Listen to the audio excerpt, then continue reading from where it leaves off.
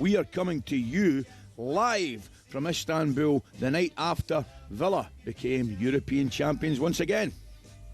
What are you thinking? How you feeling? Unbelievable, Ali. Was that a cue for something that didn't come? I saw a line there. I saw a line that said opening chat, and I thought it was going to be some build-up of the game and stuff like that, and I thought, yeah. Ali, wow. You look well, mate. I got to say to you, all things considering. Now, I did the honourable thing, right? Yeah. I went straight to my kip, right? But I would imagine that you, well, not you didn't. You shouldn't have. What did you do? No, we went back to the hotel, had some drinks there, and I was walking back and I thought, go on, just get yourself to the square. So I went to the square for some drinks. Was it, it was absolute chaos, mate. Everywhere, not just a square, everywhere, Ali. Thousands and I don't know how many Villa fans are here. I've got honestly nothing but praise for all the Villa fans, even the ones that are here that didn't have tickets, because they have had a real party. It's been like a 5-day stag do for a lot of the Villa fans. Unbelievable scenes, Ali. I've got to say it was amazing. I mean, the build-up of the game. Tell you what I did enjoy. I mean, the fact that I was in the stadium really early. So were you. I think I was in as early as you. 5 hours before. I was in a couple of hours before. And I got into the cup of tea, and then I went round into the stadium. And the atmosphere was brilliant. I mean, the Villa fans were fantastic. I knew they would be. But then, I knew the German fans would be too, because the one thing they do, the German football fans, is support their team, and they come out in numbers. And the atmosphere, when I was looking out to the right-hand side, was obviously all the white mainly and red, and then the Villa fans on the left. Brilliant. Yeah, we was there I think 5 hours before the game, because it was chaotic. We did some other hits. But probably 2.5 hours before the game, there was more Freiburg fans in the stadium. They were loud, Ali, very loud. But once the Villa fans got out of the pubs finally, and there was probably 75% of the fans in the stadium were Villa fans. Because there was each section behind the goal was for each team. Then the two middle sections were neutral, it looked like. And obviously 95% of the neutral section was Aston Villa fans. And they drowned out the Freiburg fans in the end.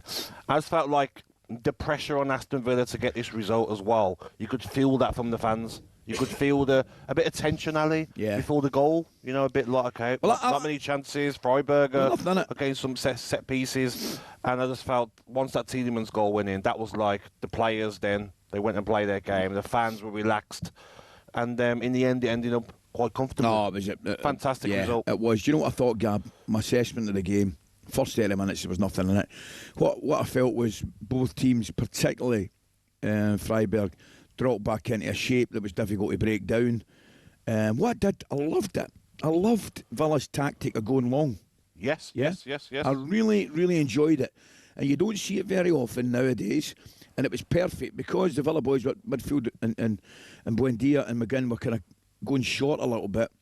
It meant the fullbacks were going with them, and in times it was 2v2, and they were just going long, and I think they were getting a lot of success from it because Watkins and Rodgers were keeping the ball, and possession of the ball was good.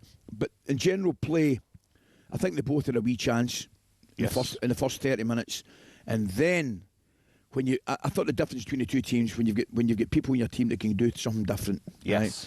Freiburg didn't look as though they'd end their team, and you boys, the Villa boys, had a couple of players that scored absolutely wonderful goals. But I felt, Ali, I felt it quite strange from Freiburg the way they left Watkins 1v1. Every time Martinez was trying to ping it into him, it was 1v1. I was thinking that's quite risky for a final. I thought so. But then the opposite, whenever Aston Villa were defending, Conte was always covering Torres. That 2v1 all over the pitch, Aston Villa. And it was sort of the tactics of the manager of we're going to win this. We don't have to win it in the first 20 minutes. Yeah. We're going to be a bit cautious. We're going to be a bit careful. And then when we get our openings with our quality players, like they did with Tielemans for that first goal, it was, okay, relax. You know, it was crazy, Ali. After the first goal, Freiburg went down the other end and had a corner. Yeah. And Aston Villa sent 4 players forward. I'm thinking, what's going on here? You just scored. It could have been. Calm it down. And then someone on the edge of the box. Yeah. Freiburg play on the edge of the box.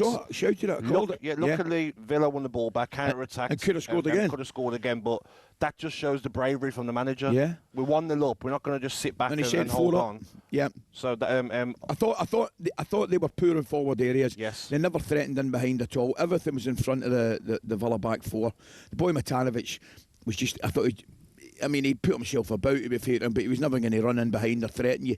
and the lads in the wider areas. I expected more from Grifo Yes. and Besta on the other side, and I thought it was a really, after the opening goal, I thought it was a great performance. Going forward, very comfortable, and defensively they weren't asked any questions at all. Just a perfect night. Now for Unai Emery, it's a fifth Europa League title, which is it's amazing. It really is amazing. And Jamie O'Hara was full of praise from the sports bar last night. I think he's now, with Pep leaving in the summer, he's the best manager in the Premier League. Yes, interesting. I think he is the best manager in the Premier League, hands down. He's better than Arteta. There you are. What are you thinking? I mean, he's brilliant. I mean, I'm not sure we should get involved in all the tit for tat. You don't need to say who's the best manager and who's this and that. He doesn't need to prove anything to MD. His record is fantastic. And do you know what I thought was great as well? I thought it was great at the end of the game, the way the players were with him. Oh. Do you know what I mean? Emi Martinez picked him up. Because we saw a wee side to him that you don't see. Yes. We saw a different side to him. What was funny, though, when Emi Martinez picks him up, on the clip behind, you can see the players are a bit like Tyrone Mings. They're laughing like, "Oh my God, how has he done that?" Yeah. Because then they know that the manager's not really like that. Yeah. He doesn't like to be the centre of attention. Yeah. But it was incredible scenes, Ali, afterwards. So emotional for so many Villa fans, and we were lucky to be in the stadium. Brilliant. All the clips back home, Ali, so many places showed the game.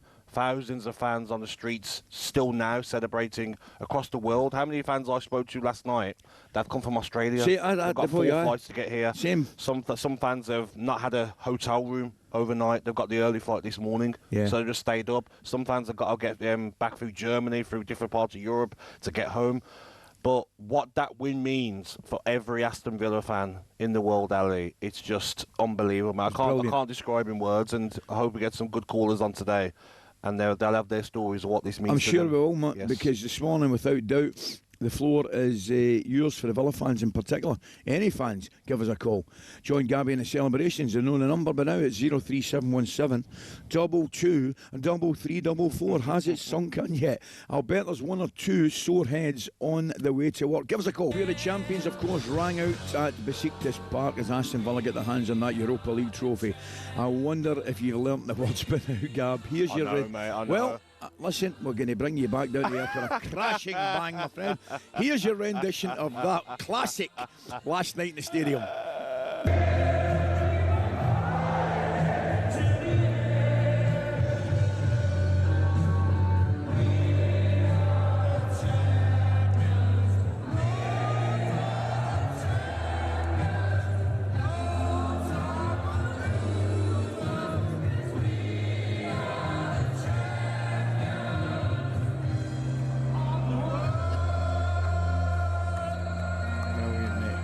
Fantastic.